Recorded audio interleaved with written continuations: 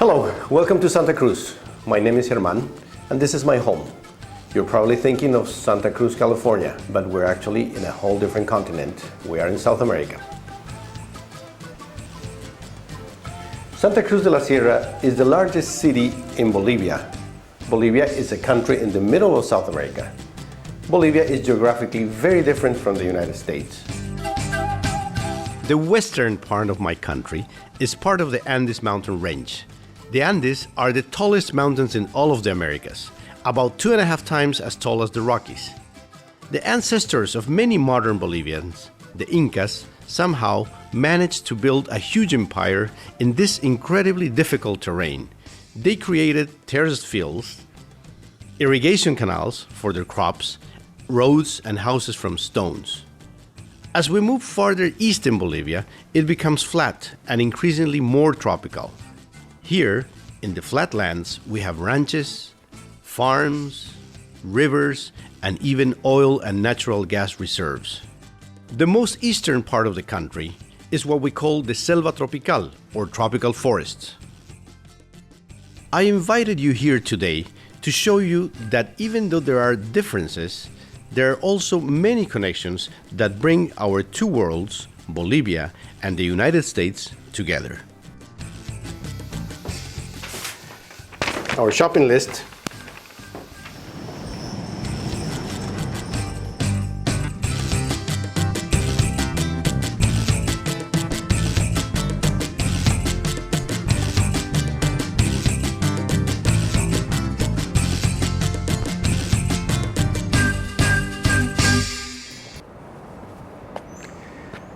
As you look at this vibrant city of Santa Cruz, you will notice that it's full of green, trees, beautiful streets, beautiful houses, but it's also a poor city. Many streets in Bolivia, even in urban areas, are unpaved. So during rainy season, this gets very muddy, it gets flooded, and it's very difficult to drive. A lot of people drive four-wheel drives, but a lot more people drive very old cars. Some people don't even use any cars at all. In Santa Cruz, the sidewalks change with every building that you walk past because private owners are responsible for the sidewalk in front of their property.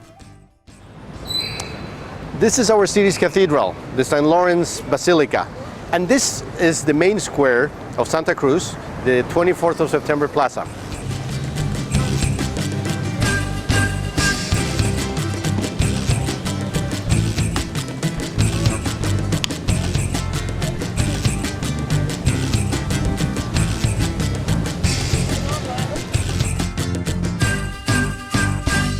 A lot of the people you see working here are children.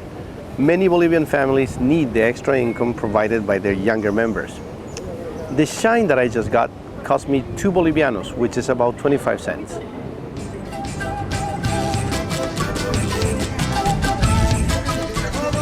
We are now at the Ramada market.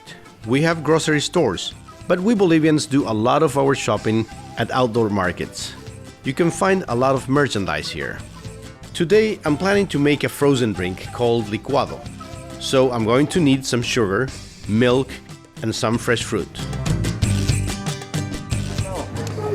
I'm sure you will recognize some of this produce, but some you probably won't recognize, such as this one. This is called ocoro. It's a tropical fruit from the area.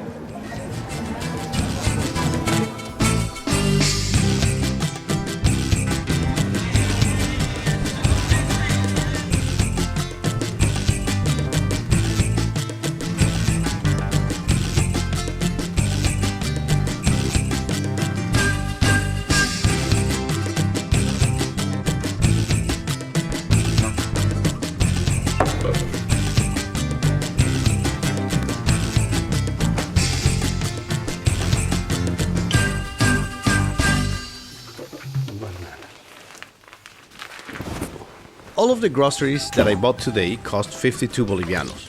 That's about $6.56. These groceries in the United States would run anywhere from $8 to $10. But if prices seem inexpensive here, you have to remember that for most Bolivians, $6.56 is not a small amount of money.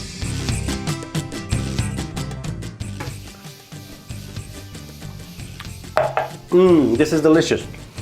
I included a recipe of our licuados in our world material so you can make one yourself at home.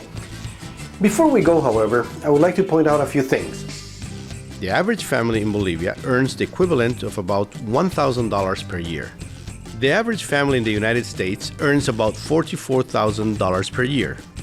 And not everything in this country is inexpensive. The jeans that I'm wearing, for example, are Wranglers, and they would cost about $55, which is more than in the States. Why are some things less expensive in one country and more expensive in another? What determines the value of a bunch of bananas, or a pineapple, or a pair of jeans? As we continue exploring our world together, we're going to start learning about the relative economic powers of different countries and regions. We're also going to start exploring some of the historic reasons why a few countries in our world have become so wealthy, while others have become so poor.